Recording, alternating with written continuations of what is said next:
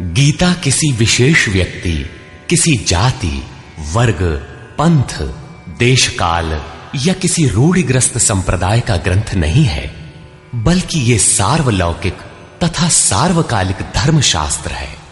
ये प्रत्येक देश, प्रत्येक जाति, प्रत्येक आयु के, प्रत्येक स्त्री पुरुष के लिए, सबके लिए है। सचमुच गीता संपूर्ण मानव जाति का धर्मशास्त्र है और कितने गौरव की बात है कि गीता आपका धर्मशास्त्र है।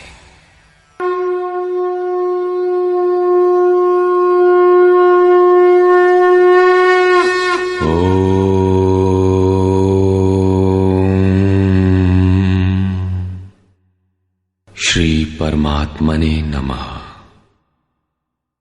यथार्थ गीता, श्रीमद् भगवत गीता, अथ चतुर्थोऽध्याय। अध्याय 3 में योगेश्वर श्री कृष्ण ने आश्वस्त किया था कि दोष दृष्टि से रहित होकर जो भी मानव श्रद्धा युक्त हो मेरे मत के अनुसार चलेगा, वो कर्मों के बंधन से भली प्रकार छूट जाएगा। कर्म बंधन से मुक्ति दिलाने की क्षमता योग, ज्ञान योग या कर्म योग दोनों में है। योग में ही युद्ध संचार निहित है। प्रस्तुत अध्याय में वे बताते हैं कि इस योग का प्रणेता कौन है, इसका क्रमिक विकास कैसे होता है। श्री भगवानुवाच।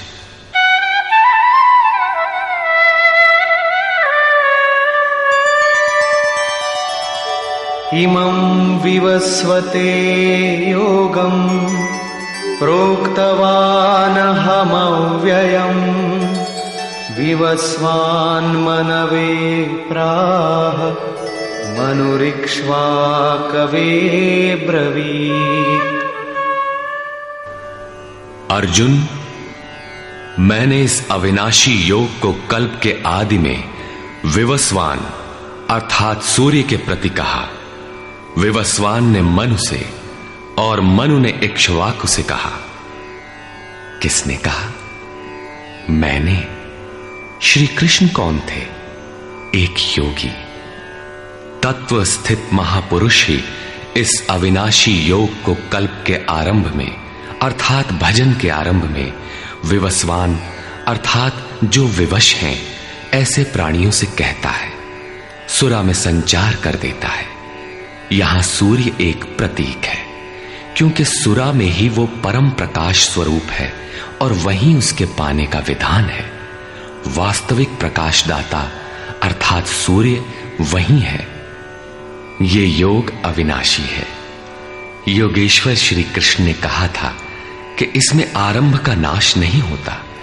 इस योग का आरंभ भर कर दें तो यह पूर्णत्व दिलाकर ही शांत होता है। शरीर का कल्प औषधियों द्वारा होता है, किंतु आत्मा का भजन से होता है। भजन का आरंभ ही आत्मकल्प का आदि है। ये साधन भजन भी किसी महापुरुष की ही देन है। मोह निशा में अचेत आदिम मानव, जिसमें भजन का कोई संस्कार नहीं है, योग के विषय में जिसने कभी सोचा तक नहीं, ऐसा मनुष्य किसी महापुरुष को देखता है तो उनके दर्शन मात्र से, उनकी वाणी से, टूटी फूटी सेवा और सानिध्य से योग के संस्कार उसमें संचारित हो जाते हैं। गोस्वामी तुलसीदास जी इसी को कहते हैं, जे चितिये प्रभु जिन्ह प्रभु हेरे, ते सब भये परम पद जोगु। योगेश्वर श्री कृष्ण कहते हैं कि ये योग मैंने आरंभ में सूर्य से कहा। चक्षोः सूर्यो अजायत। महापुरुष के दृष्टि निक्षेप मात्र से योग के संस्कार सुरा में प्रसारित हो जाते हैं। स्वयं प्रकाश, स्ववश परमेश्वर का निवास सबके हृदय में है। सुरा अर्थात श्वास के निरोध से ही उसकी प्राप्ति का विधान है। सुरा में संस्कारों का सृजन ही सूर्य के प्रति कहना है। समय आने पर यह संस्कार मन में स्फुरित होगा। यही सूर्य का मन से कहना है। मन में स्फुरित होने पर महापुरुष के उस वाक्य के प्रति इच्छा जागृत हो जाएगी। यदि मन में कोई बात है तो उसे पाने की इच्छा अवश्य होगी। यही मनु का इक्ष्वाकु से कहना है। लालसा होगी कि वो नियत कर्म करें जो अविनाशी है, जो कर्म बंधन से मोक्ष दिलाता है। ऐसा है तो किया जाए और आराधना गति पकड़ लेती है। गति पकड़कर ये योग कहां पहुंचाता है, इस पर कहते हैं, एवं परंपरा प्राप्तम् इमं राजर्षयो विदुः सकाले नेह महता योगो नष्टः परन्तप।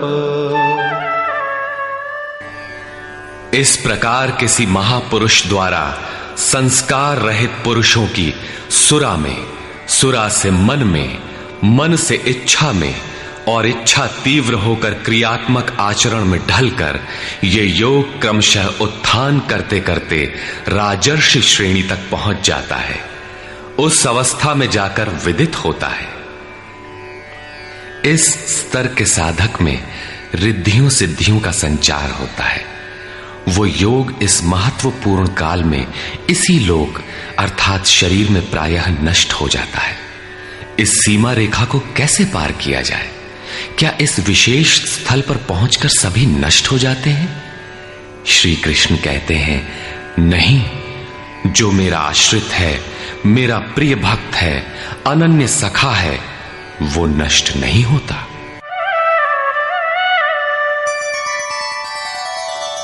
स एवायं मया तेद्य योगः प्रोक्तः पुरातनः भक्तोऽसि मे सखा चेति रहस्यं ह्येतदुत्तमम्।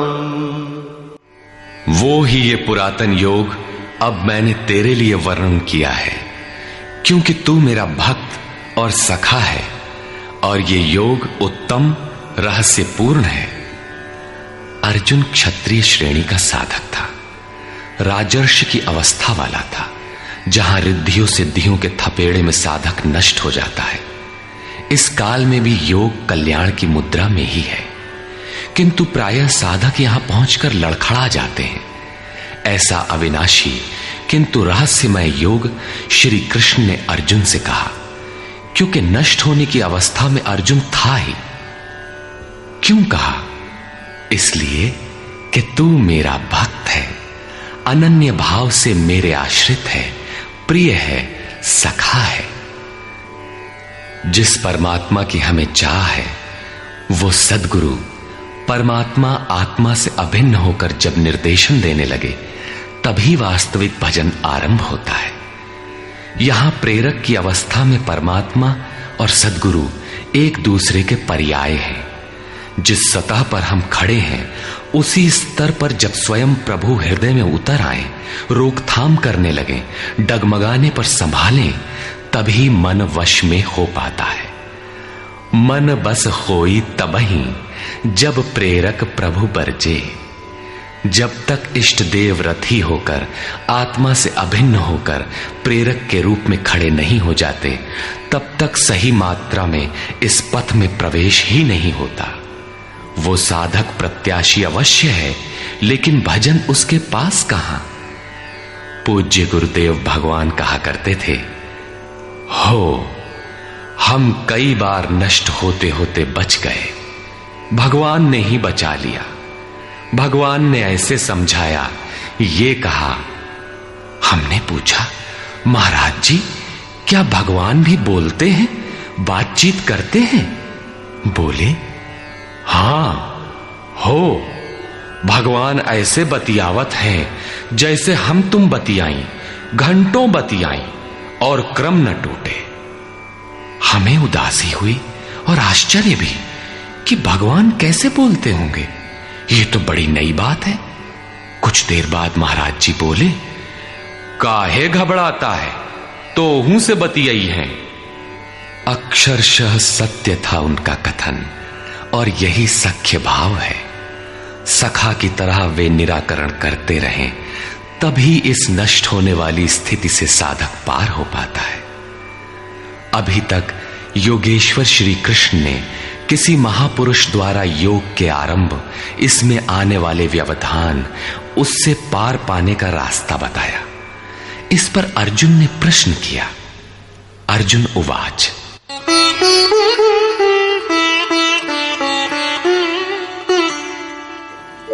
अपरं भवतो जन्म परं जन्म विवस्वतः कथमेतद्विजानीयाम् त्वमादौ प्रोक्तवानिति। भगवान, आपका जन्म तो अपरम अब हुआ है और मेरे अंदर सुरा का संचार बहुत पुराना है, तो मैं कैसे मान लूं कि इस योग को भजन के आदि में आपने ही कहा था। इस पर योगेश्वर श्री कृष्ण महाराज बोले। श्री भगवान वाच,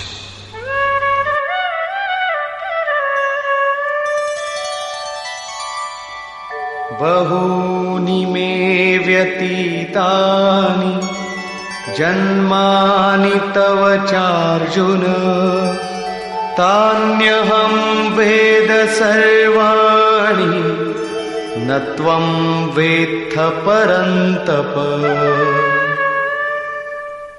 अर्जुन, मेरे और तेरे बहुत से जन्म हो चुके हैं। हे परम तप, उन सबको तू नहीं जानता, किंतु मैं जानता हूं। साधक नहीं जानता, स्वरूपस्थ महापुरुष जानता है, अव्यक्त की स्थिति वाला जानता है। क्या आप सबकी तरह पैदा होते हैं? श्री कृष्ण कहते हैं, नहीं, स्वरूप की प्राप्ति शरीर प्राप्ति से भिन्न है। मेरा जन्म इन आंखों से नहीं देखा जा सकता। मैं अजन्मा, अव्यक्त, शाश्वत होते हुए भी शरीर के आधार वाला हूं। अवधू जीवत में कर आशा, मुए मुक्ति गुरु कहे स्वार्थी, झूठा दे विश्वासा। शरीर के रहते ही उस परम तत्व में प्रवेश पाया जाता है। लेश मात्र भी कमी है तो जन्म लेना पड़ता है। अभी तक अर्जुन श्री कृष्ण को अपने समान देहधारी समझता है। वो अंतरंग प्रश्न रखता है, क्या आपका जन्म वैसा ही है जैसा सबका है? क्या आप भी शरीरों की तरह पैदा होते हैं? श्री कृष्ण कहते हैं, अजोऽपि सन्नव्ययात्मा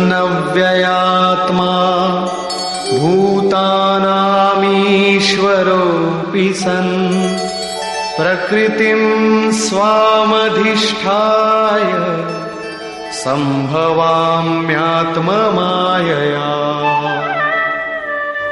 मैं विनाश रहित, पुनः जन्म रहित और समस्त प्राणियों के स्वर में संचारित होने पर भी अपनी प्रकृति को अधीन करके आत्म माया से प्रकट होता हूं।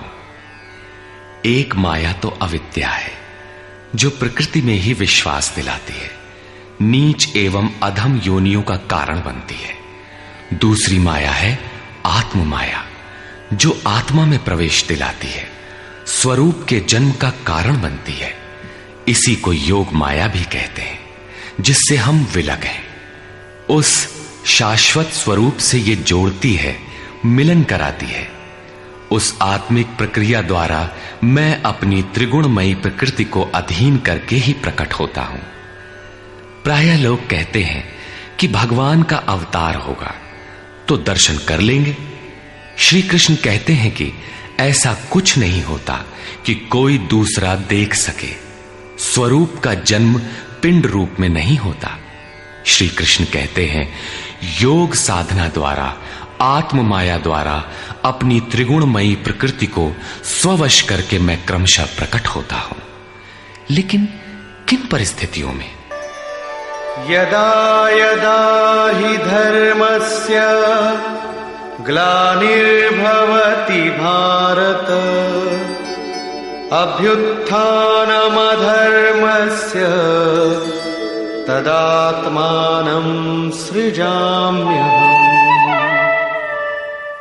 हे अर्जुन, जब जब परम धर्म परमात्मा के लिए हृदय ग्लानि से भर जाता है, जब अधर्म की वृद्धि से भाविक पार पाते नहीं देखता, तब मैं आत्मा को रचने लगता हूं। जब आपका हृदय अनुराग से पूरित हो जाए, उस शाश्वत धर्म के लिए गदगद गिरा नयन बह नीरा की स्थिति आ जाए, जब प्रयत्न करके भी अनुरागी अधर्म का पार नहीं पाता, ऐसी परिस्थिति में मैं अपने स्वरूप को रचता हूं। अर्थात भगवान का आविर्भाव केवल अनुरागी के लिए है और यह अवतार किसी भाग्यवान साधक के अंतराल में होता है। आप प्रकट होकर करते क्या हैं? परित्राणाय साधूनां विनाशाय च दुष्कृतां धर्म संस्थापनार्थाय संभवामि युगे युगे। अर्जुन, साधूनां परित्राणाय परम साध्य एकमात्र परमात्मा है, जिसे साध लेने पर कुछ भी साधना शेष नहीं रह जाती।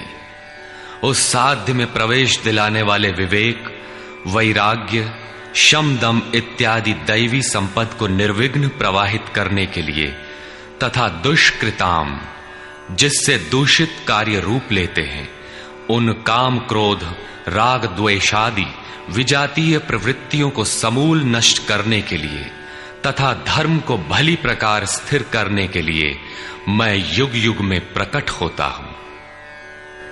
युग का तात्पर्य सतयुग, त्रेता, द्वापर में नहीं। युग धर्मों का उतार चढ़ाव मनुष्यों के स्वभाव पर है। युग धर्म सदैव रहे हैं। मानस में संकेत है, नित जुग धर्म हो ही सब केरे, हृदय राम माया के प्रेरे। युग धर्म सभी के हृदय में नित्य होते रहते हैं। अविद्या से नहीं बल्कि विद्या से, राम माया की प्रेरणा से हृदय में होते हैं, जिसे प्रस्तुत श्लोक में आत्म माया कहा गया है। वही है राम माया। हृदय में राम की स्थिति दिला देने वाली, राम से प्रेरित है वो विद्या। कैसे समझा जाए कि अब कौन सा युग कार्य कर रहा है? तो शुद्ध सत्व समता विज्ञाना, कृत प्रभाव प्रसन्न मन जाना। जब हृदय में शुद्ध सत्व गुण ही कार्यरत हो, राजस तथा तामस दोनों गुण शांत हो जाएं, विषमताएं समाप्त हो गई हों, जिसका किसी से द्वेष न हो, विज्ञान हो, अर्थात इष्ट से निर्देशन लेने और उस पर टिकने की क्षमता हो, मन में प्रसन्नता का पूर्ण संचार हो, जब ऐसी योग्यता आ जाए तो सतयुग में प्रवेश मिल गया। इसी प्रकार दो अन्य युगों का वर्णन किया और अंत में तामस बहुत रजो गुण थोरा, कलि प्रभाव विरोध चहुं ओरा। तामस गुण भरपूर हो, किंचित राजसी गुण भी उसमें हो, चारों ओर वैर और विरोध हो, तो ऐसा व्यक्ति कलियुगीन है। जब तामसी गुण कार्य करता है तो मनुष्य में आलस्य, निद्रा, प्रमाद का बाहुल्य होता है। वो कर्तव्य जानते हुए भी उसमें प्रवृत्त नहीं हो सकता। निषिद्ध कर्म जानते हुए भी उससे निवृत्ति नहीं हो सकती। इस प्रकार युग धर्मों का उतार चढ़ाव मनुष्यों की आंतरिक योग्यता पर निर्भर है।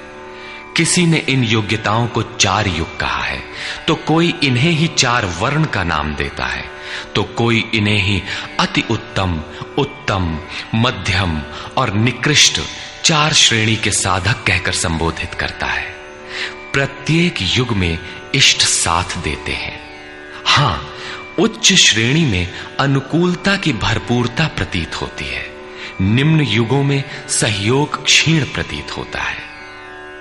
संक्षेप में श्री कृष्ण कहते हैं कि साध्य वस्तु दिलाने वाले विवेक, वैराग्य इत्यादि को निर्विघ्न प्रवाहित करने के लिए तथा दूषण के कारक काम, क्रोध, राग, द्वेष इत्यादि का पूर्ण विनाश करने के लिए, परम धर्म परमात्मा में स्थिर रखने के लिए मैं युग युग में अर्थात हर परिस्थिति, हर श्रेणी में प्रकट होता हूं, बशर्ते कि ग्लानि हो। जब तक इष्ट समर्थन न दे तब तक आप समझ ही नहीं सकेंगे कि विकारों का विनाश हुआ अथवा अभी कितना शेष है। प्रवेश से पराकाष्ठा पर्यंत इष्ट हर श्रेणी में हर योग्यता के साथ रहते हैं। उनका प्राकट्य अनुरागी के हृदय में होता है। भगवान प्रकट हैं तब तो सभी दर्शन करते होंगे। श्री कृष्ण कहते हैं नहीं। जन्म कर्म च मे दिव्यम् एवं यो वेत्ति तत्वतः त्यक्त्वा देहं पुनर्जन्म नैति मामेति सोऽर्जुन। अर्जुन, मेरा वो जन्म अर्थात ग्लानि के साथ स्वरूप की रचना तथा मेरा कर्म अर्थात दुष्कृतियों के कारणों का विनाश, साध्य वस्तु को दिलाने वाली क्षमताओं का निर्दोष संचार, धर्म की स्थिरता, ये कर्म और जन्म दिव्य अर्थात अलौकिक है, लौकिक नहीं है। इन चर्म चक्षुओं से उसे देखा नहीं जा सकता, मन बुद्धि से उसे मापा नहीं जा सकता। जब इतना गूढ़ है तो उसे देखता कौन है? केवल यो वेत्ति तत्वतः, केवल तत्वदर्शी ही मेरे इस जन्म और कर्म को देखता है और मेरा साक्षात करके वो पुनर्जन्म को नहीं प्राप्त होता बल्कि मुझे प्राप्त होता है। जब तत्वदर्शी ही भगवान के जन्म और कार्य को देख पाता है तो लोग लाखों की संख्या में भीड़ लगाए क्यों खड़े हैं कि कहीं अवतार होगा तो दर्शन करेंगे? क्या आप तत्वदर्शी हैं? महात्मा वेश में आज भी विविध तरीके से, मुख्यतः महात्मा वेश की आड़ में बहुत से लोग प्रचार करते फिरते हैं कि वे अवतार हैं, या उनके दलाल प्रचार कर देते हैं। लोग भेड़ की तरह अवतार को देखने टूट पड़ते हैं। किंतु श्री कृष्ण कहते हैं कि केवल तत्वदर्शी ही देख पाता है। अब तत्वदर्शी किसे कहते हैं?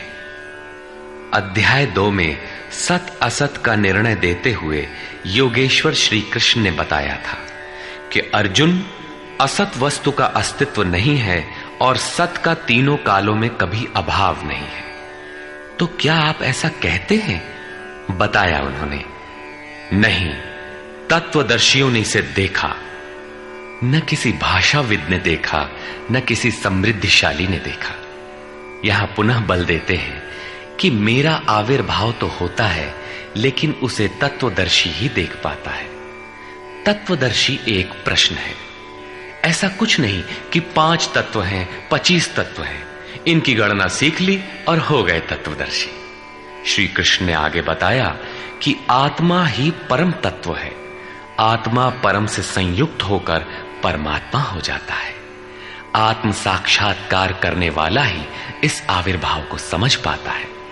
सिद्ध है कि अवतार किसी विरही अनुरागी के हृदय में होता है।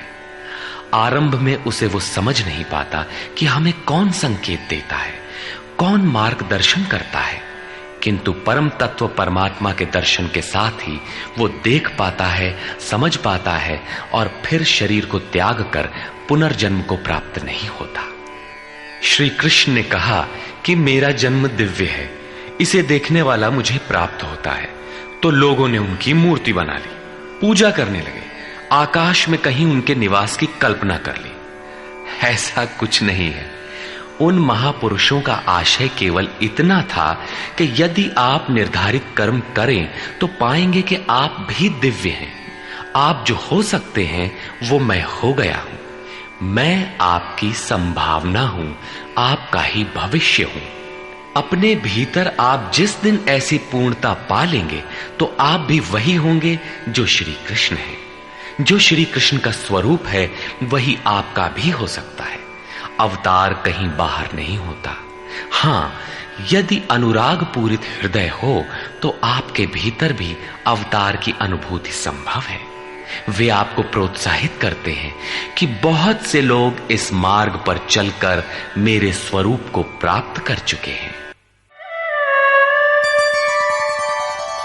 वीतराग भय क्रोधा मन्मया मामुपाश्रिताः बहवो ज्ञानतपसा पूता मद्भावमागता।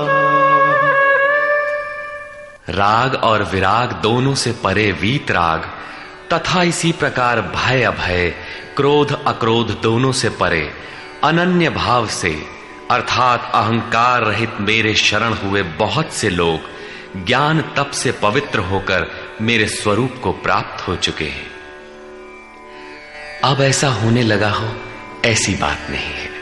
यह विधान सदैव से रहा है। बहुत से पुरुष इसी प्रकार से मेरे स्वरूप को प्राप्त हो चुके हैं। किस प्रकार? जिन जिन का हृदय अधर्म की वृद्धि देखकर परमात्मा के लिए ग्लानि से भर गया, उस स्थिति में मैं अपने स्वरूप को रचता हूं। वे मेरे स्वरूप को प्राप्त होते हैं, जिसे योगेश्वर श्री कृष्ण ने तत्व दर्शन कहा था, उसे ही अब ज्ञान कहते हैं। परम तत्व है परमात्मा, उसे प्रत्यक्ष दर्शन के साथ जानना ज्ञान है। ऐसी जानकारी वाले ज्ञानी मेरे स्वरूप को प्राप्त करते हैं। यहां यह प्रश्न पूरा हो गया। अब वे योग्यता के आधार पर भजने वालों का श्रेणी विभाजन करते हैं। ये यथा मां प्रपद्यन्ते तांस्तथैव भजाम्यहम् मम वर्त्मानुवर्तन्ते मनुष्याः पार्थ सर्वशः। पार्थ, जो मुझे जितनी लगन से जैसा भजते हैं, मैं भी उनको वैसा ही भजता हूं, उतनी ही मात्रा में सहयोग देता हूं।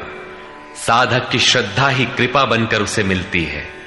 इस रहस्य को जानकर सुधीजन संपूर्ण भाव से मेरे मार्ग के अनुसार ही बरतते हैं। जैसा मैं बरतता हूं, जो मुझे प्रिय है वैसा ही आचरण करते हैं। जो मैं कराना चाहता हूं वही करते हैं। भगवान कैसे भजते हैं? वे रथी बनकर खड़े हो जाते हैं, साथ चलने लगते हैं। यही उनका भजना है। दूषित जिनसे पैदा होते हैं, उनका विनाश करने के लिए वे खड़े हो जाते हैं। सत्य में प्रवेश दिलाने वाले सद्गुणों का परित्राण करने के लिए वे खड़े हो जाते हैं। जब तक इष्ट देव हृदय से पूर्णता रथी न हो और हर कदम पर सावधान न करें, तब तक कोई कैसा ही भजनानंदी क्यों न हो, लाख आंख मूंदे, लाख प्रयत्न करे, वो इस प्रकृति के द्वंद्व से पार नहीं हो सकता। वो कैसे समझेगा कि हम कितनी दूरी तय कर चुके, कितना शेष है। इष्ट ही आत्मा से अभिन्न होकर खड़े हो जाते हैं और उसका मार्गदर्शन करते हैं कि तुम यहां पर हो, ऐसे करो, ऐसे चलो। इस प्रकार प्रकृति की खाई पाटते हुए शनैः शनैः आगे बढ़ाते हुए स्वरूप में प्रवेश दिला देंगे। भजन तो साधक को ही करना पड़ता है, किंतु उसके द्वारा इस पथ में जो दूरी तय होती है वो इष्ट की देन है। ऐसा जानकर सभी मनुष्य सर्वतोभावेन मेरा अनुसरण करते हैं। किस प्रकार वे बरतते हैं? कांक्षन्तः कर्मणां सिद्धिं यजन्त इह देवताः क्षिप्रं हि मानुषे लोके सिद्धिर्भवति कर्मजा। वे पुरुष इस मनुष्य शरीर में कर्मों की सिद्धि चाहते हुए देवताओं को पूजते हैं। कर्म कौन सा? श्री कृष्ण ने कहा, अर्जुन तू नियत कर्म कर। नियत कर्म क्या है? यज्ञ की प्रक्रिया ही कर्म है। यज्ञ क्या है? साधना की विधि विशेष, जिसमें श्वास प्रश्वास का हवन, इंद्रियों के बहिर्मुखी प्रवाह को संयमाग्नि में हवन किया जाता है, जिसका परिणाम है परमात्मा। कर्म का शुद्ध अर्थ है आराधना, जिसका स्वरूप इसी अध्याय में आगे मिलेगा। इस आराधना का परिणाम क्या है? संसिद्धिम, परम सिद्धि परमात्मा यान्ति ब्रह्म सनातनम, शाश्वत ब्रह्म में प्रवेश, परम नैष्कर्म्य की स्थिति। श्री कृष्ण कहते हैं, मेरे अनुसार बरतने वाले लोग इस मनुष्य लोक में कर्म के परिणाम परम नैष्कर्म्य सिद्धि के लिए देवताओं को पूजते हैं, अर्थात दैवी संपत्ति को बलवती बनाते हैं। तीसरे अध्याय में उन्होंने बताया था कि इस यज्ञ द्वारा तुम देवताओं की वृद्धि करो, दैवी संपद को बलवती बनाओ। ज्यों ज्यों हृदय देश में वो दैवी संपद उन्नत होगी, त्यों ही त्यों तुम्हारी उन्नति होगी। इस प्रकार परस्पर उन्नति करते हुए परम श्रेय को प्राप्त हो जाओ। अंत तक उन्नति करते जाने की ये अंतःक्रिया है। इसी पर बल देते हुए श्री कृष्ण कहते हैं कि मेरे अनुकूल बरतने वाले लोग इस मनुष्य शरीर में कर्मों की सिद्धि चाहते हुए दैवी संपत्ति को बलवती बनाते हैं, जिससे वो नैष्कर्म्य सिद्धि शीघ्र ही होती है। वो असफल नहीं होती, सफल ही होती है। शीघ्र का तात्पर्य, क्या कर्म में प्रवृत्ति होते ही तत्क्षण ये परम सिद्धि मिल जाती है? श्री कृष्ण कहते हैं, नहीं, इस सोपान पर क्रमशः चढ़ने का विधान है। कोई छलांग लगाकर भावातीत ध्यान जैसा चमत्कार नहीं होता। इस पर देखें, चातुर्वर्ण्यं मया सृष्टं गुणकर्म विभागशः तस्य कर्तारमपि मां विद्यकर्तारमव्ययम्। अर्जुन, चातुर्वर्ण्यम मया सृष्टम, 4 वर्णों की रचना मैंने की। तो क्या मनुष्यों को 4 भागों में बांट दिया?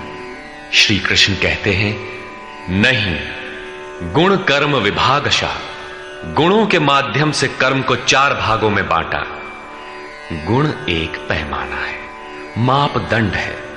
तामसी गुण होगा तो आलस्य, निद्रा, प्रमाद, कर्म में न प्रवृत्त होने का स्वभाव, जानते हुए भी अकर्तव्य से निवृत्ति न हो पाने की विवशता रहेगी। ऐसी अवस्था में साधन आरंभ कैसे करें? 2 घंटे आप आराधना में बैठते हैं, इस कर्म के लिए प्रयत्नशील होना चाहते हैं, किंतु 10 मिनट भी अपने पक्ष में नहीं पाते। शरीर अवश्य बैठा है, लेकिन जिस मन को बैठना चाहिए वो हवा से बातें कर रहा है, कुतर्कों का जाल बुन रहा है, तरंग पर तरंग छाई है। तो आप बैठे क्यों हैं? समय क्यों नष्ट करते हैं? उस समय केवल परिचर्यात्मकम कर्म शूद्रस्यापि स्वभावजम, जो महापुरुष अव्यक्त की स्थिति वाले हैं, अविनाशी तत्व में स्थित हैं, उनकी तथा इस पथ पर अग्रसर अपने से उन्नत लोगों की सेवा में लग जाओ। इससे दूषित संस्कार शमन होते जाएंगे, साधना में प्रवेश दिलाने वाले संस्कार सबल होते जाएंगे। क्रमशः तामसी गुण न्यून होने पर राजसी गुणों की प्रधानता तथा सात्विक गुण के स्वल्प संचार के साथ साधक की क्षमता वैश्य श्रेणी की हो जाती है। उस समय वही साधक इंद्रिय संयम, आत्मिक संपत्ति का संग्रह स्वभावतः करने लगेगा। कर्म करते करते उसी साधक में सात्विक गुणों का बाहुल्य हो जाएगा, राजसी गुण कम रह जाएंगे, तामसी गुण शांत रहेंगे। उस समय वही साधक क्षत्रिय श्रेणी में प्रवेश पालेगा। शौर्य, कर्म में प्रवृत्त रहने की क्षमता, पीछे न हटने का स्वभाव, सब भावों पर स्वामी भाव, प्रकृति के तीनों गुणों को काटने की क्षमता उसके स्वभाव में ढल जाएगी।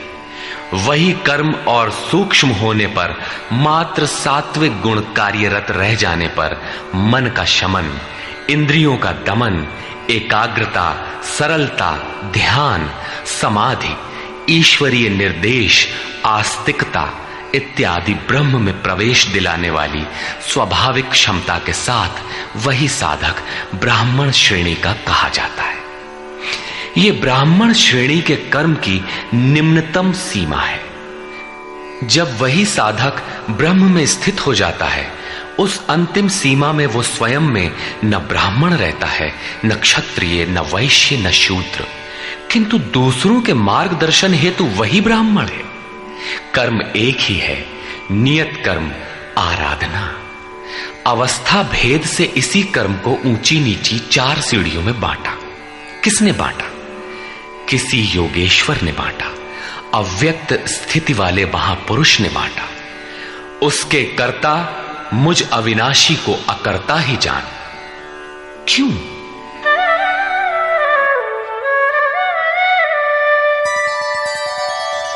न मां कर्माणि लिम्पन्ति न मे कर्मफले स्पृहा इति मां योऽभिजानाति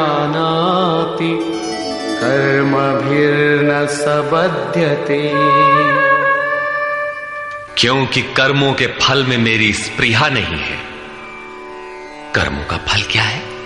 श्री कृष्ण ने पीछे बताया था कि यज्ञ जिससे पूरा होता है उस क्रिया का नाम कर्म है, और पूर्ति काल में यज्ञ जिसकी रचना करता है उस ज्ञानामृत को पान करने वाला शाश्वत सनातन ब्रह्म में प्रवेश पा लेता है। कर्म का परिणाम है परमात्मा। उस परमात्मा की चाह भी अब मुझे नहीं है, क्योंकि वो मुझसे भिन्न नहीं है। मैं अव्यक्त स्वरूप हूं, उसी की स्थिति वाला हूं। अब आगे कोई सत्ता नहीं जिसके लिए इस कार्य पर स्नेह रखूं। इसलिए कर्म मुझे लिपायमान नहीं करते, और इसी स्तर से जो भी मुझे जानता है, अर्थात जो कर्मों के परिणाम परमात्मा को प्राप्त कर लेता है, उसे भी कर्म नहीं बांधते। जैसे श्री कृष्ण, वैसे उस स्तर से जानने वाला महापुरुष। एवं ज्ञात्वा कृतं कर्म पूर्वैरपि मुमुक्षुभिः कुरु कर्मैव तस्मात् त्वं पूर्वैः पूर्वतरं कृतम्। अर्जुन, पहले होने वाले मोक्ष की इच्छा वाले पुरुषों द्वारा भी यही जानकर कर्म किया गया। क्या जानकर?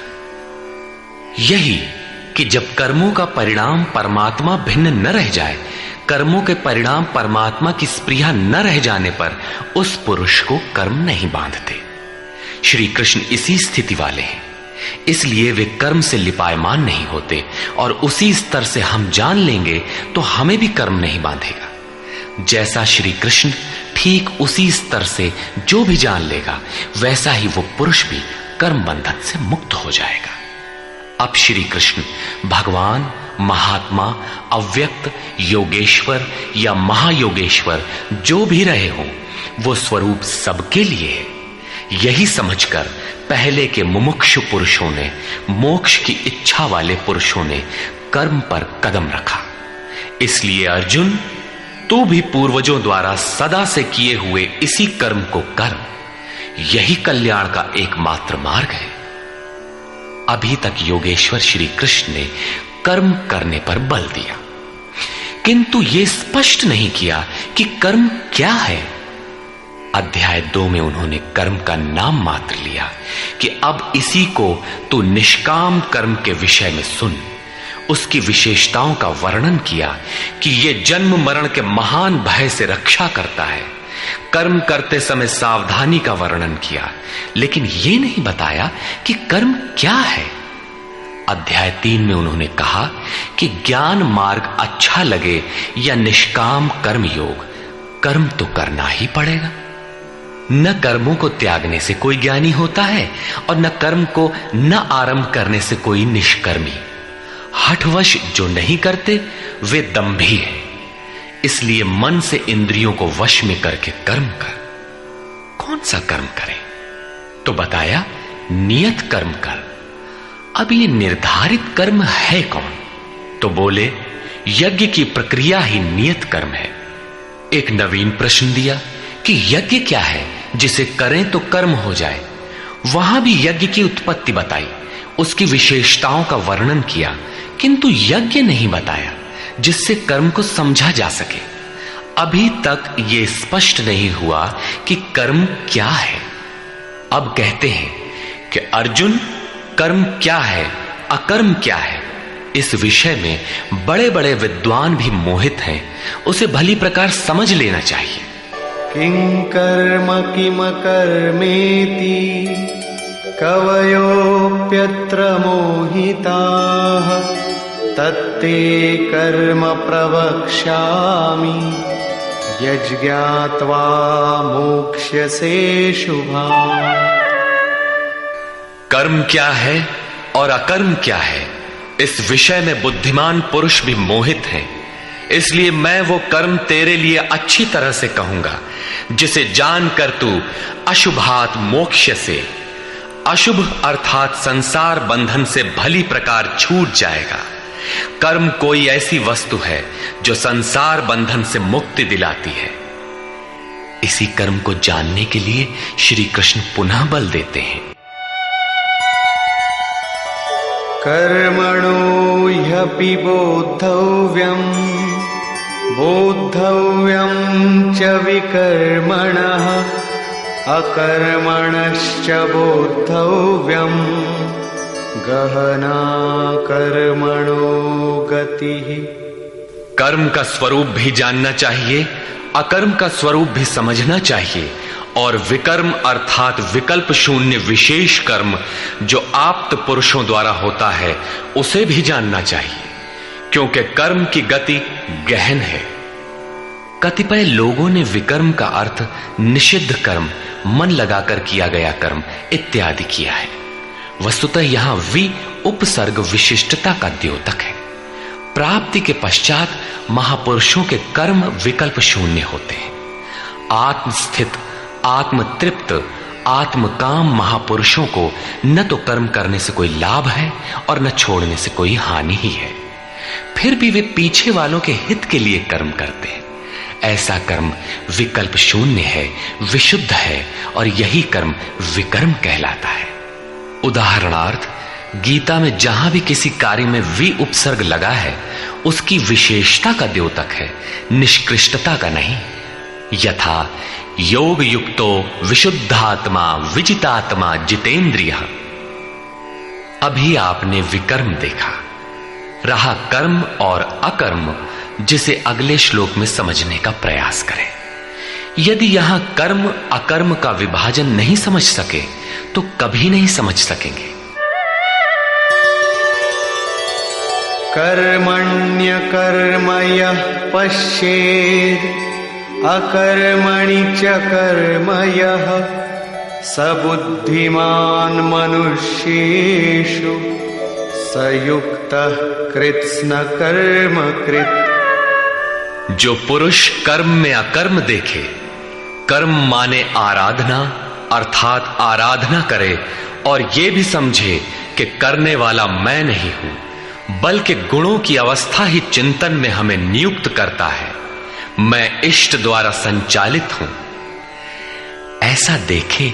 और जब इस प्रकार अकर्म देखने की क्षमता आ जाए और धारावाहिक रूप से कर्म होता रहे, तभी समझना चाहिए कि कर्म सही दिशा में हो रहा है।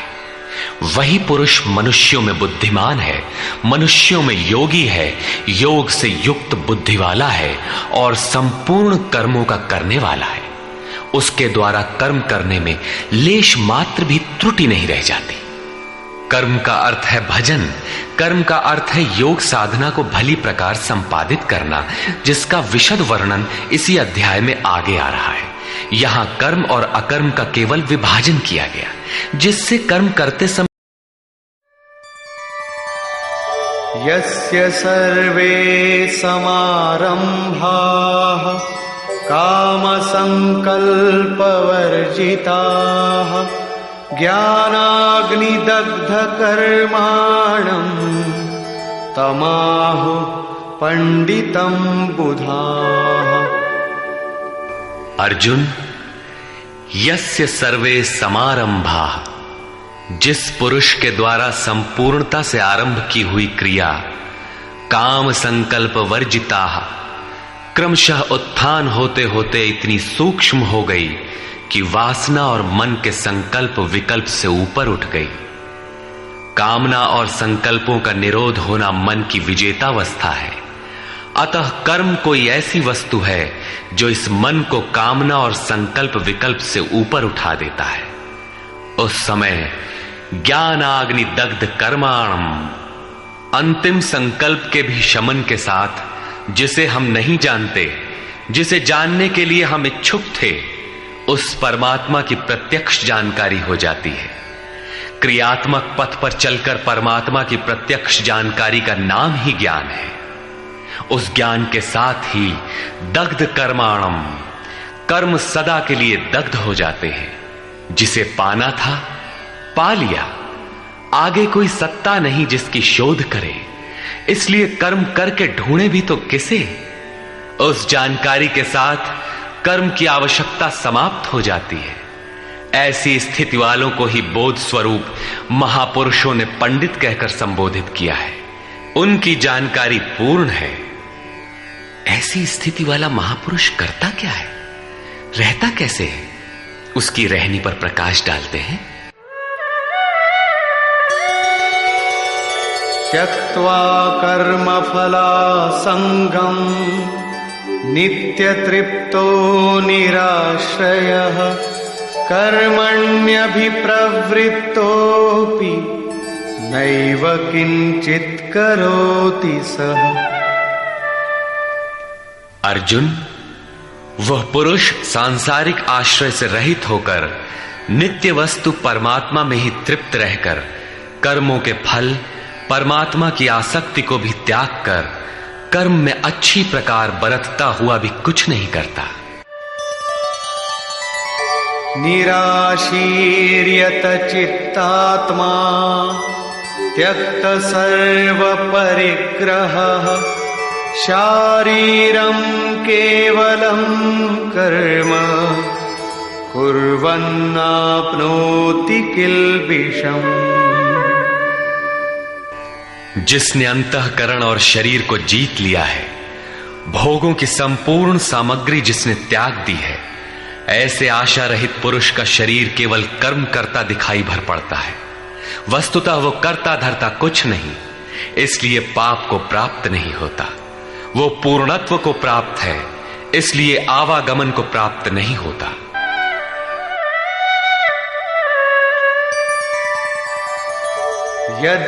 यदृच्छालाभ संतुष्टो द्वन्द्वातीतो विमत्सरः समः सिद्धावसिद्धौ च कृत्वापि न निबध्यते। अपने आप जो कुछ भी प्राप्त हो उसी में संतुष्ट रहने वाला, सुख दुख राग द्वेष और हर्ष शोकादि द्वंद्वों से परे, विमत्सरः ईर्ष्या रहित तथा सिद्धि और असिद्धि में समभाव वाला पुरुष कर्मों को करके भी नहीं बंधता। सिद्धि अर्थात जिसे पाना था वो अब भिन्न नहीं है और वो कभी विलग भी नहीं होगा, इसलिए असिद्धि का भी भय नहीं है। इस प्रकार सिद्धि और असिद्धि में समभाव वाला पुरुष कर्म करके भी नहीं बंधता। कौन सा कर्म वो करता है? वही नियत कर्म, यज्ञ की प्रक्रिया। इसी को दोहराते हुए कहते हैं,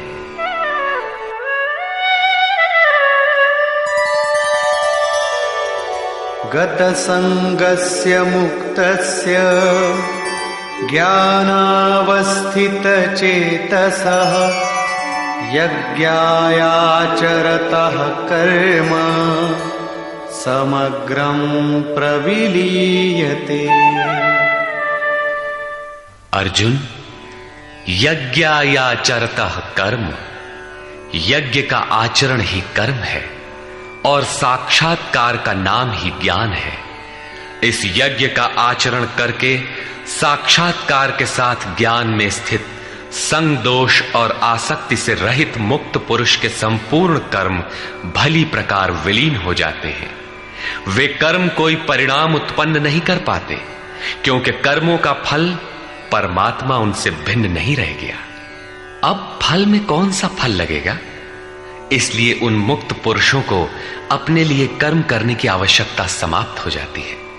फिर भी लोक संग्रह के लिए वे कर्म करते ही हैं और करते हुए भी वे इन कर्मों से लिप्त नहीं होते।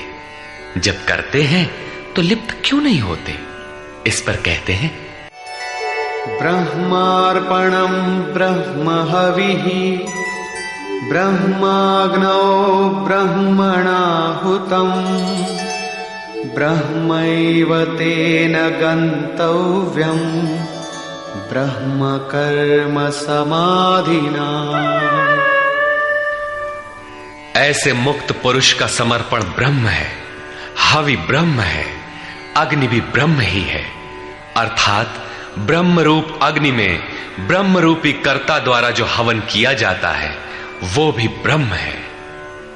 ब्रह्म कर्म समाधिना, जिसके कर्म ब्रह्म का स्पर्श करके समाधिस्थ हो चुके हैं, उसमें विलय हो चुके हैं, ऐसे महापुरुष के लिए जो प्राप्त होने योग्य है वो भी ब्रह्म ही है।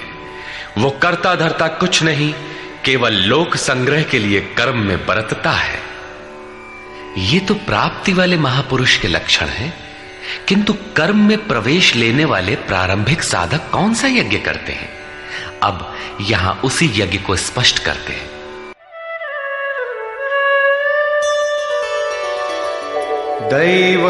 दैवमेवापरे यज्ञं योगिनः पर्युपासते ब्रह्माग्नावपरे यज्ञं यज्ञेनैवोपजुह्वति। गत श्लोक में योगेश्वर श्री कृष्ण ने परमात्म स्थित महापुरुषों के यज्ञ का निरूपण किया, किंतु दूसरे योगी जो अभी उस तत्व में स्थित नहीं हुए हैं, क्रिया में प्रवेश करने वाले हैं, वे आरंभ कहां से करें? इस पर कहते हैं कि दूसरे योगी लोग दैवम यज्ञम अर्थात दैवी संपद को अपने हृदय में बलवती बनाते हैं, जिसके लिए ब्रह्मा का निर्देश था कि इस यज्ञ द्वारा तुम लोग देवताओं की उन्नति करो। ज्यों ज्यों हृदय देश में दैवी संपद अर्जित होगी, वही तुम्हारी प्रगति होगी और क्रमशः परस्पर उन्नति करके परम श्रेय को प्राप्त करो। दैवी संपद को हृदय देश में बलवती बनाना प्रवेशिका श्रेणी के योगियों का यज्ञ है। वो दैवी संपद अध्याय 16 के आरंभिक 3 श्लोकों में वर्णित है, जो हैं तो सब में केवल महत्वपूर्ण कर्तव्य समझकर उनकी जागृति करें, उनमें लगे। इन्हीं को इंगित करते हुए योगेश्वर ने कहा कि अर्जुन, तू शोक मत कर, क्योंकि तू दैवी संपद को प्राप्त हुआ है। तू मुझ में निवास करेगा, मेरे ही शाश्वत स्वरूप को प्राप्त करेगा, क्योंकि ये दैवी संपद परम कल्याण के लिए ही है। और इसके विपरीत आसुरी संपद नीच और अधम योनियों का कारण है। इसी आसुरी संपद का हवन होने लगता है, इसलिए ये यज्ञ है और यहीं से यज्ञ का आरंभ है। दूसरे योगी ब्रह्माग्नौ पर ब्रह्म परमात्म रूप अग्नि में यज्ञ के द्वारा ही यज्ञ का अनुष्ठान करते हैं। श्री कृष्ण ने आगे बताया कि इस शरीर में अधियज्ञ मैं हूं।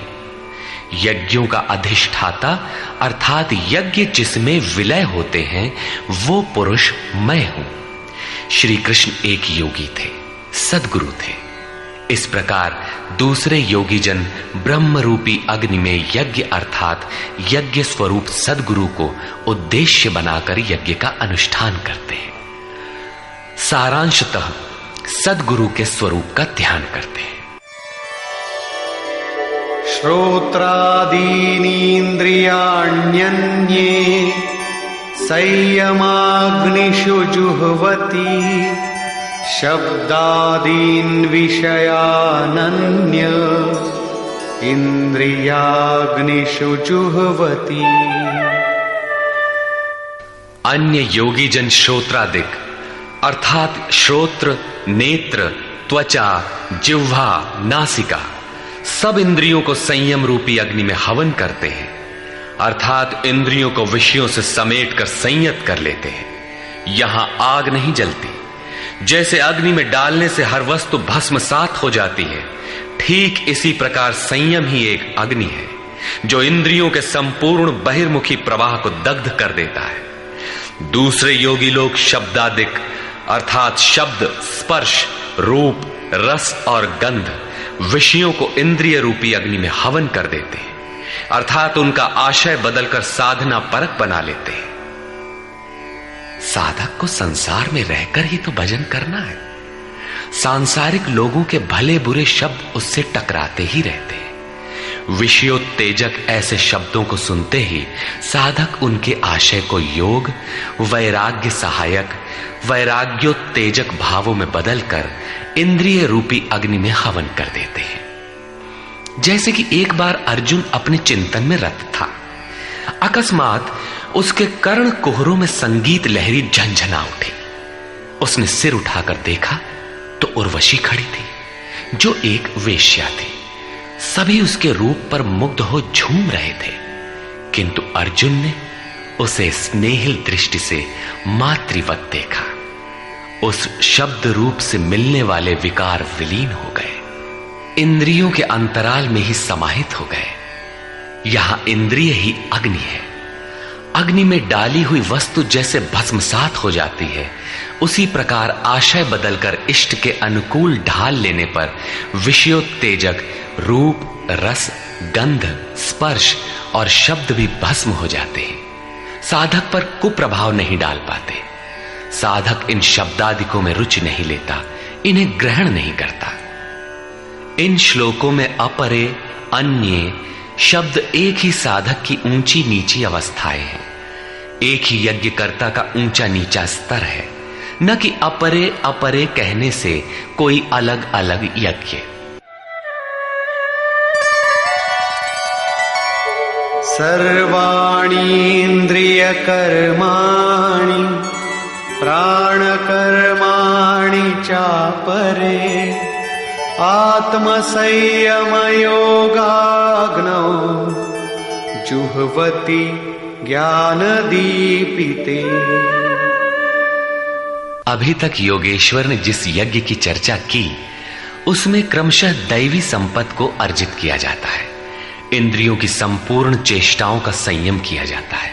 बलात् विषयोत्तेजक शब्दादिकों के टकराने पर भी उनका आशय बदलकर उनसे बचा जाता है। इससे उन्नत अवस्था होने पर दूसरे योगी जन संपूर्ण इंद्रियों की चेष्टाओं तथा प्राण के व्यापार को साक्षात्कार सहित ज्ञान से प्रकाशित परमात्म स्थिति रूपी योगाग्नि में हवन करते हैं।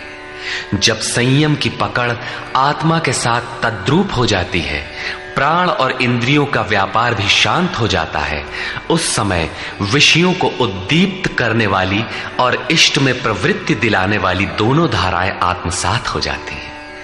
परमात्मा में स्थिति मिल जाती है, यज्ञ का परिणाम निकल आता है। ये है यज्ञ की पराकाष्ठा। जिस परमात्मा को पाना था उसी में स्थिति आ गई तो शेष क्या रहा। पुनः योगेश्वर श्री कृष्ण यज्ञ को भली प्रकार समझाते हैं।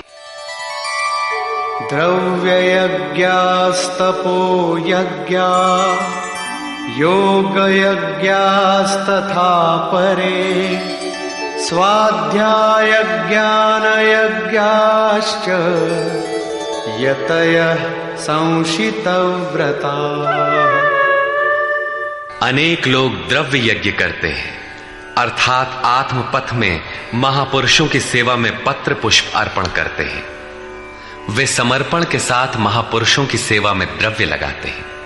श्री कृष्ण आगे कहते हैं कि भक्ति भाव से पत्र पुष्प फल जल जो कुछ भी मुझे देता है उसे मैं खाता हूं और उसका परम कल्याण सृजन करने वाला होता हूं। यह भी यज्ञ ही है। हर आत्मा की सेवा करना, भूले हुए को आत्म पथ पर लाना द्रव्य यज्ञ है, क्योंकि प्राकृतिक संस्कारों को जलाने में समर्थ है। इसी प्रकार कई पुरुष तपोयज्ञ स्वधर्म पालन में इंद्रियों को तपाते हैं, अर्थात स्वभाव से उत्पन्न क्षमता के अनुसार यज्ञ की निम्न और उन्नत अवस्थाओं के बीच तपते हैं। इसी पथ की अल्पज्ञता में पहली श्रेणी का साधक शूद्र परिचर्या द्वारा वैश्य दैवी संपद के संग्रह द्वारा, क्षत्रिय काम क्रोधादि के उन्मूलन द्वारा और ब्राह्मण ब्रह्म में प्रवेश की योग्यता के स्तर से इंद्रियों को तपाता है। सबको एक जैसा परिश्रम करना पड़ता है। वास्तव में यज्ञ एक ही है, अवस्था के अनुसार ऊंची नीची श्रेणियां गुजरती जाती है। पूज्य महाराज जी कहते थे, मन सहित इंद्रियों और शरीर को लक्ष्य के अनुरूप तपाना ही तप कहलाता है। ये लक्ष्य से दूर भागेंगे, इन्हें समेट कर उधर ही लगाओ। अनेक पुरुष योग यज्ञ का आचरण करते हैं। प्रकृति में भटकती हुई आत्मा का प्रकृति से परे परमात्मा से मिलन का नाम योग है। योग की परिभाषा अध्याय 6/23 में दृष्टव्य है। सामान्यतः दो वस्तुओं का मिलन योग कहलाता है। कागज से कलम मिल गया, थाली और मेज मिल गए तो क्या योग हो गया? नहीं, ये तो पंचभूतों से निर्मित पदार्थ हैं। एक ही है, दो कहां? दो प्रकृति और पुरुष हैं। प्रकृति में स्थित आत्मा अपने ही शाश्वत रूप परमात्मा में प्रवेश पा जाता है तो प्रकृति पुरुष में विलीन हो जाती है। यही योग है। अतः अनेक पुरुष इस मिलन में सहायक शम, दम इत्यादि नियमों का भली प्रकार आचरण करते हैं। योग यज्ञ करने वाले तथा अहिंसादि तीक्ष्ण व्रतों से युक्त यत्नशील पुरुष स्वाध्याय ज्ञान यज्ञाश्च, स्वयं का अध्ययन, स्वरूप का अध्ययन करने वाले ज्ञान यज्ञ के करता है। यहां योग के अंगों अर्थात यम, नियम, आसन, प्राणायाम, प्रत्याहार, धारणा, ध्यान और समाधि, इनको अहिंसादि तीक्ष्ण व्रतों से निर्दिष्ट किया गया है। अनेक लोग स्वाध्याय करते हैं। पुस्तक पढ़ना तो स्वाध्याय का आरंभिक स्तर मात्र है। विशुद्ध स्वाध्याय है स्वयं का अध्ययन, जिससे स्वस्वरूप की उपलब्धि होती है, जिसका परिणाम है ज्ञान अर्थात साक्षात्कार। यज्ञ का अगला चरण बताते हैं।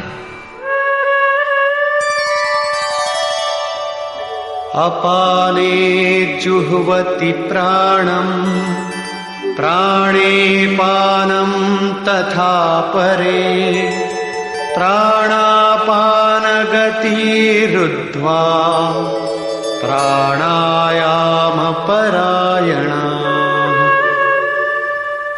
बहुत से योगी अपान वायु में प्राण वायु का हवन करते हैं और उसी प्रकार प्राण वायु में अपान वायु का हवन करते हैं। इससे सूक्ष्म अवस्था हो जाने पर अन्य योगी जन प्राण और अपान दोनों की गति रोककर प्राणायाम के परायण हो जाते हैं। जिसे श्री कृष्ण प्राणापान कहते हैं उसी को महात्मा बुद्ध अनापान कहते हैं। इसी को उन्होंने श्वास प्रश्वास भी कहा है। प्राण वो श्वास है जिसे आप भीतर खींचते हैं और अपान वो श्वास है जिसे आप बाहर छोड़ते हैं। योगियों की अनुभूति है कि आप श्वास के साथ बाह्य वायुमंडल के संकल्प भी ग्रहण करते हैं और प्रश्वास में इसी प्रकार आंतरिक भले बुरे चिंतन की लहर फेंकते रहते हैं। बाह्य किसी संकल्प का ग्रहण न करना प्राण का हवन है तथा भीतर संकल्पों को न उठने देना अपान का हवन है। न भीतर से किसी संकल्प का स्फुरण हो और न ही बाह्य दुनिया में चलने वाले चिंतन अंदर क्षोभ उत्पन्न कर पाए। इस प्रकार प्राण और अपान दोनों की गति सम हो जाने पर प्राणों का याम अर्थात निरोध हो जाता है। यही प्राणायाम है। ये मन की विजितावस्था है। प्राणों का रुकना और मन का रुकना एक ही बात है। प्रत्येक महापुरुष ने इस प्रकरण को लिया है। वेदों में इसका उल्लेख है, चत्वारि वाक पारमिता पदानि। इसी को पूज्य महाराज जी कहा करते थे। हो, एक ही नाम को 4 श्रेणियों से जपा जाता है, बैखरी, मध्यमा, पश्यंती और परा। बैखरी उसे कहते हैं जो व्यक्त हो जाए, नाम का इस प्रकार उच्चारण हो कि आप सुने और बाहर कोई बैठा हो तो उसे भी सुनाई पड़े। मध्यमा अर्थात मध्यम स्वर में जप, जिसे केवल आप ही सुने, बगल में बैठा हुआ व्यक्ति भी उस उच्चारण को सुन न सके। ये उच्चारण कंठ से होता है। धीरे धीरे नाम की धुन बन जाती है, डोर लग जाती है। साधना और सूक्ष्म हो जाने पर पश्यंती अर्थात नाम देखने की अवस्था आ जाती है। फिर नाम को जपा नहीं जाता, यही नाम श्वास में ढल जाता है। मन को दृष्टा बनाकर खड़ा कर दें, देखते बढ़ रहे कि सांस कहती क्या है, सांस आती है कब, बाहर निकलती है कब, कहती है क्या। महापुरुषों का कहना है कि ये सांस नाम के सिवाय और कुछ कहती ही नहीं। साधक नाम का जप नहीं करता, केवल उससे उठने वाली धुन को सुनता है, सांस को देखता भर है, इसलिए इसे पश्यंती कहते हैं। पश्यंती में मन को दृष्टा के रूप में खड़ा करना पड़ता है, किंतु साधन और उन्नत हो जाने पर सुनना भी नहीं पड़ता। एक बार सुरत लगा भर दे, स्वतः सुनाई देगा। जपय न जपावे अपने से आवे, न स्वयं जपो न मन को सुनने के लिए बाध्य करो, और जप चलता रहे। इसी का नाम है अजपा। ऐसा नहीं कि जप प्रारंभ ही न करें और आ गई अजपा। यदि किसी ने जप नहीं प्रारंभ किया तो अजपा नाम की कोई वस्तु भी उसके पास नहीं होगी। अजपा का अर्थ है हम न जपें, किंतु जाप हमारा साथ न छोड़े। एक बार सूरत का कांटा लगा भर दें तो जप प्रवाहित हो जाए और अनवरत चलता रहे।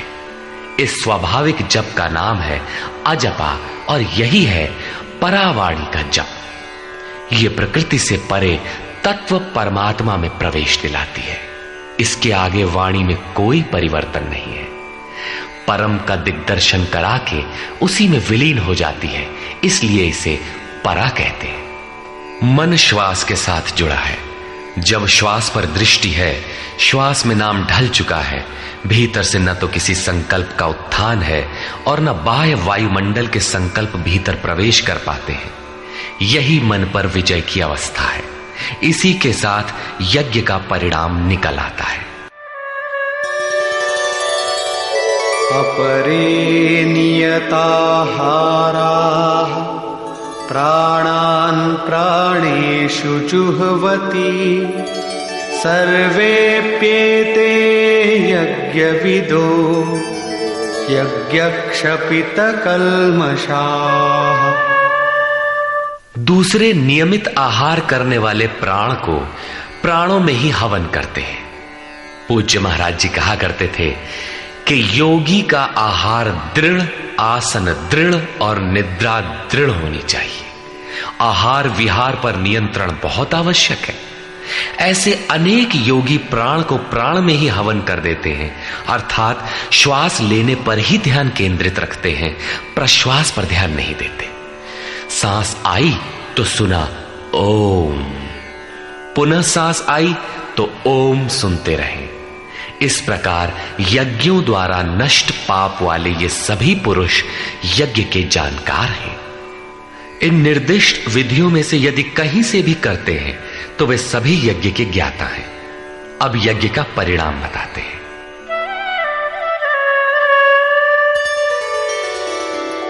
यज्ञशिष्टामृतभुजो यान्ति ब्रह्म सनातनम्, नायं लोकोऽस्त्ययज्ञस्य कुतोऽन्यः कुरु सत्तम। कुरुश्रेष्ठ अर्जुन, यज्ञ शिष्टामृत भुज, यज्ञ जिसकी सृष्टि करता है, जिसे अवशेष छोड़ता है, वो है अमृत। उसकी प्रत्यक्ष जानकारी ज्ञान है। उस ज्ञानामृत को भोगने अर्थात प्राप्त करने वाले योगी जन यान्ति ब्रह्म सनातनम, शाश्वत सनातन पर ब्रह्म को प्राप्त होते हैं। यज्ञ कोई ऐसी वस्तु है जो पूर्ण होते ही सनातन पर ब्रह्म में प्रवेश दिला देती है। यज्ञ न करें तो आपत्ति क्या है? श्री कृष्ण कहते हैं कि यज्ञ रहित पुरुष को पुनः ये मनुष्य लोक अर्थात मानव शरीर भी सुलभ नहीं होता, फिर अन्य लोग कैसे सुखदायी होंगे? उसके लिए तो तिर्यक योनियां सुरक्षित है, इससे अधिक कुछ नहीं। अतः यज्ञ करना मनुष्य मात्र के लिए नितांत आवश्यक है।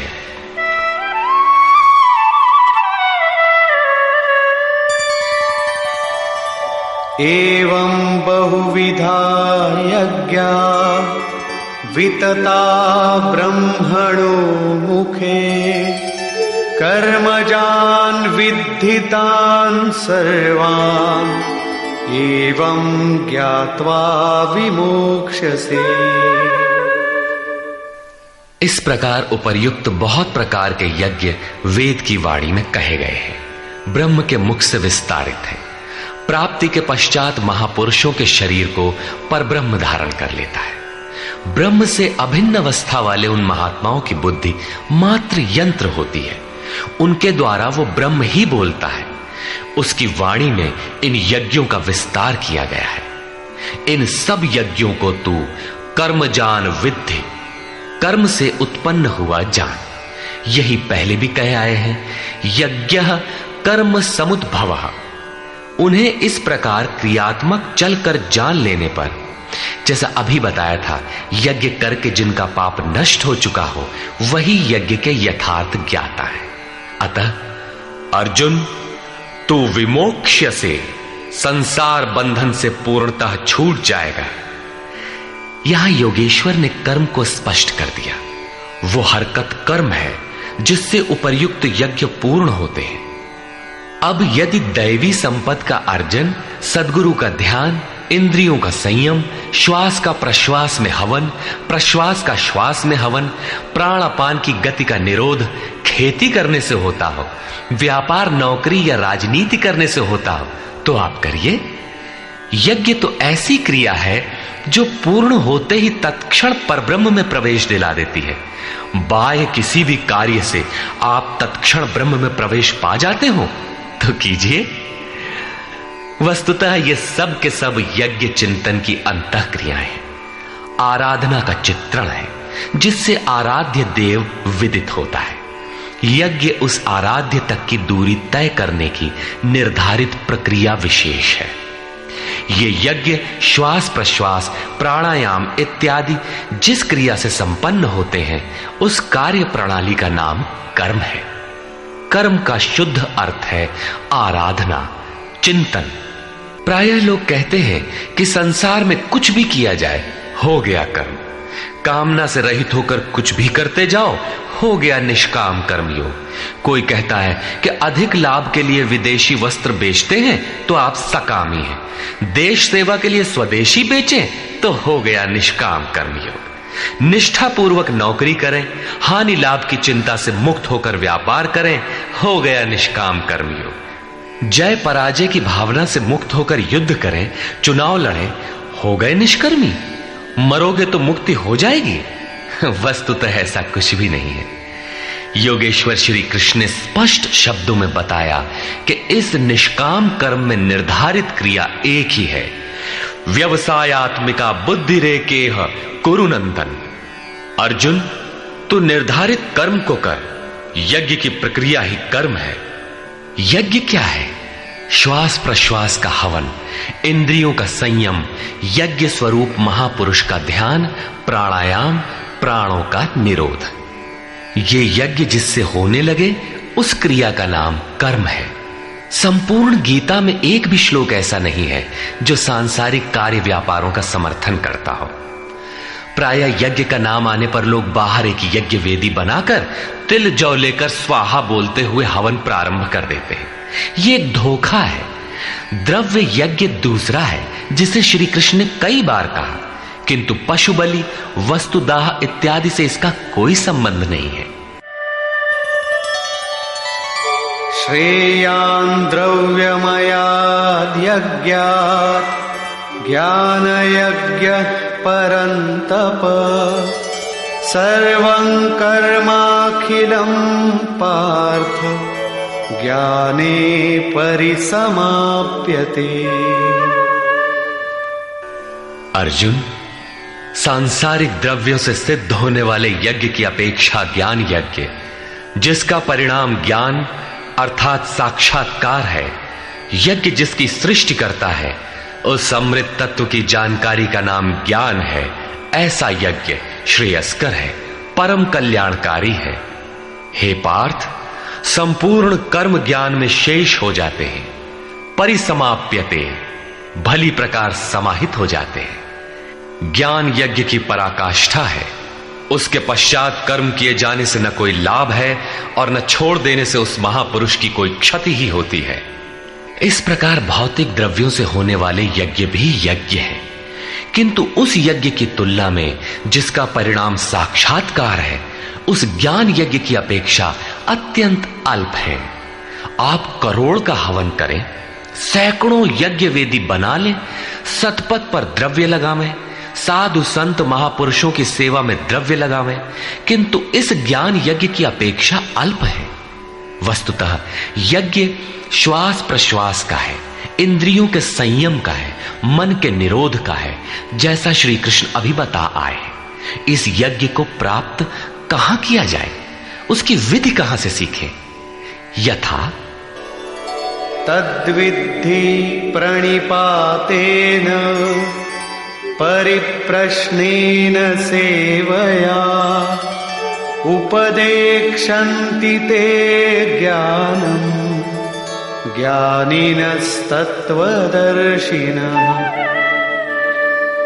इसलिए अर्जुन, तू तत्वदर्शी महापुरुष के पास जाकर भली प्रकार प्रणत होकर, अर्थात दंडवत प्रणाम करके, अहंकार त्याग कर, शरण होकर, भली प्रकार सेवा करके, निष्कपट भाव से प्रश्न करके तो उस ज्ञान को जान। वे तत्व को जानने वाले ज्ञानी जन तेरे लिए उस ज्ञान का उपदेश करेंगे, साधना पथ पर चलाएंगे। समर्पित भाव से सेवा करने के उपरांत ही इस ज्ञान को सीखने की क्षमता आती है। तत्वदर्शी महापुरुष परम तत्व परमात्मा का प्रत्यक्ष दिग्दर्शन करने वाले हैं। वे यज्ञ की विधि विशेष के ज्ञाता हैं और वही आपको भी सिखाएंगे। यदि अन्य यज्ञ होता तो ज्ञानी तत्वदर्शी की क्या आवश्यकता थी? स्वयं भगवान के सामने ही तो अर्जुन खड़ा था। भगवान उसे तत्वदर्शी के पास क्यों भेजते हैं? वस्तुतः श्री कृष्ण एक योगी थे। उनका आशय है कि आज तो अनुरागी अर्जुन मेरे समक्ष उपस्थित है, भविष्य में अनुरागियों को कहीं भ्रम न हो जाए कि श्री कृष्ण तो चले गए, अब किसकी शरण जाए। इसलिए उन्होंने स्पष्ट किया कि तत्वदर्शी के पास जाओ, वे ज्ञानी जन तुझे उपदेश देंगे और यज्ञात्वा न पुनर्मोहम् एवं यास्यसि पांडव येन भूतान्यशेषेण द्रक्ष्यस्यात्मन्यथो मयि। उस ज्ञान को उनके द्वारा समझकर तू इस प्रकार फिर कभी मोह को प्राप्त नहीं होगा। उनसे दी गई जानकारी के द्वारा उस पर चलते हुए तू अपनी आत्मा के अंतर्गत संपूर्ण भूतों को देखेगा, अर्थात सभी प्राणियों में इसी आत्मा का प्रसार देखेगा। जब सर्वत्र एक ही आत्मा के प्रसार को देखने की क्षमता आ जाएगी, उसके पश्चात तू मुझ में प्रवेश करेगा। अतः उस परमात्मा को पाने का साधन तत्व स्थित महापुरुष के द्वारा है। ज्ञान के संबंध में, धर्म और शाश्वत सत्य के संबंध में श्री कृष्ण के अनुसार किसी तत्वदर्शी से ही पूछने का विधान है।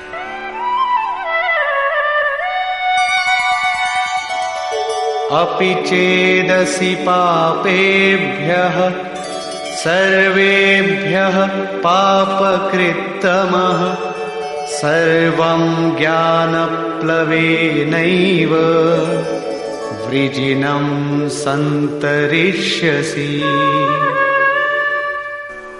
यदि तू सब पापियों से भी अधिक पाप करने वाला है, तब भी ज्ञान रूपी नौका द्वारा सभी पापों से निसंदेह भली प्रकार तर जाएगा। इसका आशय आप ये न लगा ले कि अधिक से अधिक पाप करके कभी भी तर जाएंगे। श्री कृष्ण का आशय मात्र यही है कि कहीं आप भ्रम में न रहे कि हम तो बड़े पापी हैं, हमसे पार नहीं लगेगा। ऐसी कोई गुंजाइश न निकाल लें। इसलिए श्री कृष्ण प्रोत्साहन और आश्वासन देते हैं कि सब पापियों के पापों के समूह से भी अधिक पाप करने वाला हो, फिर भी तत्वदर्शियों से प्राप्त ज्ञान रूपी नौका द्वारा तू निसंदेह संपूर्ण पापों को अच्छी प्रकार पार कर जाएगा। किस प्रकार? यथैधांसि समिद्धोऽग्निः भस्मसात् कुरुतेऽर्जुन ज्ञानाग्निः सर्वकर्माणि भस्मसात् कुरुते तथा। अर्जुन, जिस प्रकार प्रज्वलित अग्नि ईंधन को भस्म कर देता है, ठीक उसी प्रकार ज्ञान रूपी अग्नि संपूर्ण कर्मों को भस्म कर देता है। यह ज्ञान की प्रवेशिका नहीं है जहां से यज्ञ में प्रवेश मिलता है, वरन यह ज्ञान अर्थात साक्षात्कार की पराकाष्ठा का चित्रण है, जिसमें पहले विजातीय कर्म भस्म होते हैं और फिर प्राप्ति के साथ चिंतन कर्म भी उसी में विलय हो जाते हैं। जिसे पाना था पा लिया, अब आगे चिंतन कर किसे ढूंढे? ऐसा साक्षात्कार वाला ज्ञानी संपूर्ण शुभाशुभ कर्मों का अंत कर लेगा। वो साक्षात्कार होगा कहां? बाहर होगा अथवा भीतर? इस पर कहते हैं,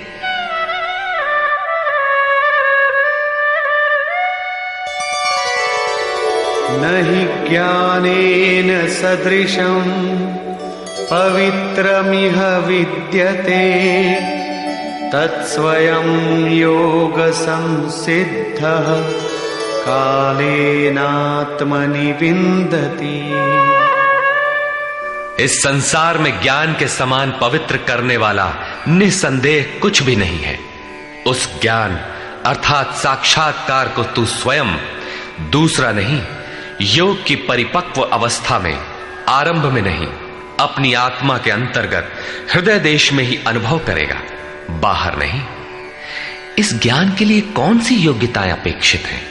योगेश्वर के ही शब्दों में, श्रद्धावान् लभते ज्ञानं तत्परः संयतेन्द्रियः ज्ञानं लब्ध्वा परां शान्तिम् अचिरेणाधिगच्छति। श्रद्धावान, तत्पर तथा संयतेंद्रिय पुरुष ही ज्ञान प्राप्त कर पाता है। भावपूर्वक जिज्ञासा नहीं है तो तत्वदर्शी की शरण जाने पर भी ज्ञान नहीं प्राप्त होता। केवल श्रद्धा ही पर्याप्त नहीं है। श्रद्धावान शिथिल प्रयत्न भी हो सकता है। अतः महापुरुष द्वारा निर्दिष्ट पथ पर तत्परता से अग्रसर होने की लगन आवश्यक है। इसके साथ ही संपूर्ण इंद्रियों का संयम अनिवार्य है। जो वासनाओं से विरत नहीं है उसके लिए साक्षात्कार अर्थात ज्ञान की प्राप्ति कठिन है। केवल श्रद्धावान आचरणरत संयतेंद्रिय पुरुष ही ज्ञान प्राप्त करता है। ज्ञान को प्राप्त कर वो तत्क्षण परम शांति को प्राप्त हो जाता है, जिसके पश्चात कुछ भी पाना शेष नहीं रहता। और जहां श्रद्धा नहीं है, अज्ञश्चा श्रद्धानश्च संशयात्मा विनश्यति नायं लोकोऽस्ति न परो न सुखं संशयात्मनः। अज्ञानी जो यज्ञ के विधि विशेष से अनभिज्ञ है एवं श्रद्धा रहित तथा संशय युक्त पुरुष इस परमार्थ पथ से भ्रष्ट हो जाता है। उनमें भी संशय युक्त पुरुष के लिए न तो सुख है, न पुनः मनुष्य शरीर है और न परमात्मा ही। अतः तत्वदर्शी महापुरुष के पास जाकर इस पथ के संशयों का निवारण कर लेना चाहिए, अन्यथा वे वस्तु का परिचय कभी नहीं पाएंगे। फिर पाता कौन है? योग संन्यस्त कर्माणं ज्ञान संच्छिन्न संशयम् आत्मवन्तं न कर्माणि निबध्नन्ति धनंजय। जिसके कर्म योग द्वारा भगवान में समाहित हो चुके हैं, जिसका संपूर्ण संशय परमात्मा की प्रत्यक्ष जानकारी द्वारा नष्ट हो गया है, परमात्मा से संयुक्त ऐसे पुरुष को कर्म नहीं बांधते। योग के द्वारा ही कर्मों का शमन होगा, ज्ञान से ही संशय नष्ट होगा। इसीलिए श्री कृष्ण कहते हैं, तस्मादज्ञान संभूतं हृत्स्थं ज्ञानासिनात्मनः चित्वैनं संशयं योगम् आतिष्ठोत्तिष्ठ भारत।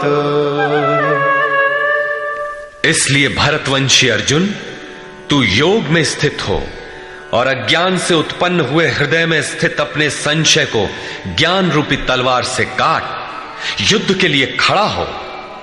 जब साक्षात्कार में बाधक संशय शत्रु मन के भीतर है तो बाहर कोई किसी से क्यों लड़ेगा? वस्तुतः जब आप चिंतन पथ पर अग्रसर होते हैं तब संशय से उत्पन्न बाह्य प्रवृत्तियां बाधा के रूप में स्वाभाविक है। ये शत्रु के रूप में भयंकर आक्रमण करती है। संयम के साथ यज्ञ की विधि विशेष का आचरण करते हुए इन विकारों का पार पाना ही युद्ध है, जिसका परिणाम परम शांति है। यही अंतिम विजय है, जिसके पीछे हार नहीं है। निष्कर्ष, इस अध्याय के आरंभ में योगेश्वर श्री कृष्ण ने कहा कि इस योग को आरंभ में मैंने सूर्य के प्रति कहा, सूर्य ने मनु से और मनु ने इक्ष्वाकु के प्रति कहा और उनसे राजर्षियों ने जाना। मैंने अथवा अव्यक्त स्थिति वाले ने कहा। महापुरुष भी अव्यक्त स्वरूप वाला ही है। शरीर तो उसके रहने का मकान मात्र है। ऐसे महापुरुष की वाणी में परमात्मा ही प्रवाहित होता है। ऐसे किसी महापुरुष से योग सूर्य द्वारा संचारित होता है। उस परम प्रकाश रूप का प्रसार सुरा के अंतराल में होता है, इसलिए सूर्य के प्रति कहा। श्वास में संचारित होकर वे संस्कार रूप में आ गए। सुरा में संचित रहने पर समय आने पर वही मन में संकल्प बनकर आ जाता है। उसकी महत्ता समझने पर मन में उस वाक्य के प्रति इच्छा जागृत होती है और योग कार्य रूप ले लेता है। क्रमशः उत्थान करते करते यह योग रिद्धियों सिद्धियों की राजर्षित्व श्रेणी तक पहुंचने पर नष्ट होने की स्थिति में जा पहुंचता है। किंतु जो प्रिय भक्त हैं, अनन्य सखा हैं, उसे महापुरुष ही संभाल लेते हैं। अर्जुन के प्रश्न करने पर कि आपका जन्म तो अब हुआ है, योगेश्वर श्री कृष्ण ने बताया, अव्यक्त, अविनाशी, अजन्मा और संपूर्ण भूतों में प्रवाहित होने पर भी आत्म माया योग प्रक्रिया द्वारा अपनी त्रिगुणमयी प्रकृति को वश में करके मैं प्रकट होता हूं। प्रकट होकर करते क्या है? साध्य वस्तुओं को परित्राण देने तथा जिनसे दूषित उत्पन्न होते हैं उनका विनाश करने के लिए, परम धर्म परमात्मा को स्थिर करने के लिए मैं आरंभ से पूर्ति पर्यंत पैदा होता हूं। मेरा वह जन्म और कर्म दिव्य है, उसे केवल तत्वदर्शी ही जान पाते हैं। भगवान का आविर्भाव तो कलयुग की अवस्था में ही हो जाता है। यदि सच्ची लगन हो किंतु आरंभिक साधक समझ ही नहीं पाता कि यह भगवान बोल रहे हैं या यूं ही संकेत मिल रहे हैं। आकाश से कौन बोलता है? महाराज जी बताते थे कि जब भगवान कृपा करते हैं, आत्मा से रथी हो जाते हैं, तो खंबे से, वृक्ष से, पत्ते से, शून्य से, हर स्थान से बोलते और संभालते हैं। उत्थान होते होते जब परम तत्व परमात्मा विदित हो जाए, तभी स्पर्श के साथ ही वो स्पष्ट समझ पाता है।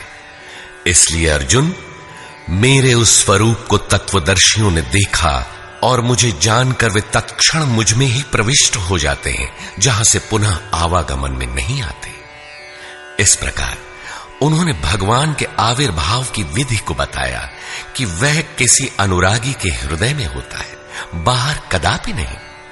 श्री कृष्ण ने बताया, मुझे कर्म नहीं बांधते और इस स्तर से जो जानता है उसे भी कर्म नहीं बांधते। यही समझकर मुमुक्षु पुरुषों ने कर्म का आरंभ किया था कि उस स्तर से जानेंगे तो जैसे श्री कृष्ण, वैसा ही उस स्तर से जानने वाला वह पुरुष, और जान लेने पर वैसा ही वह मुमुक्ष अर्जुन। यह उपलब्धि निश्चित है यदि यज्ञ किया जाए। यज्ञ का स्वरूप बताया, यज्ञ का परिणाम परम तत्व परम शांति बताया। इस ज्ञान को पाया कहां जाए? इस पर किसी तत्वदर्शी के पास जाने और उन्हें विधियों से पेश आने को कहा, जिससे वे महापुरुष अनुकूल हो जाए।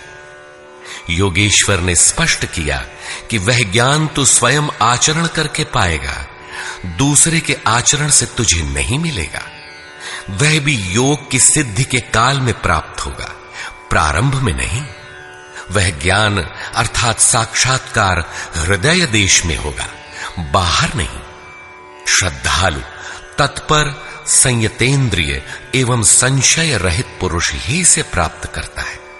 अतः हृदय में स्थित अपने संशय को वैराग्य की तलवार से काट। यह हृदय देश की लड़ाई है। बाह्य युद्ध से गीतोक्त युद्ध का कोई प्रयोजन नहीं है। इस अध्याय में योगेश्वर श्री कृष्ण ने मुख्य रूप से यज्ञ का स्वरूप स्पष्ट किया और बताया कि यज्ञ जिससे पूरा होता है उसे करने अर्थात कार्य प्रणाली का नाम कर्म है। कर्म को भली प्रकार इसी अध्याय में स्पष्ट किया। अतः ओम तत्सदिति श्रीमद् भगवद गीता सूपनिषत्सु ब्रह्म विद्यायाम योग शास्त्रे श्री कृष्ण अर्जुन संवादे यज्ञ कर्म स्पष्टीकरण नाम चतुर्थो अध्याय। इस प्रकार स्वामी अड़गड़ानंद कृत श्रीमद् भगवद गीता के भाष्य यथार्थ गीता का चौथा अध्याय पूर्ण होता है।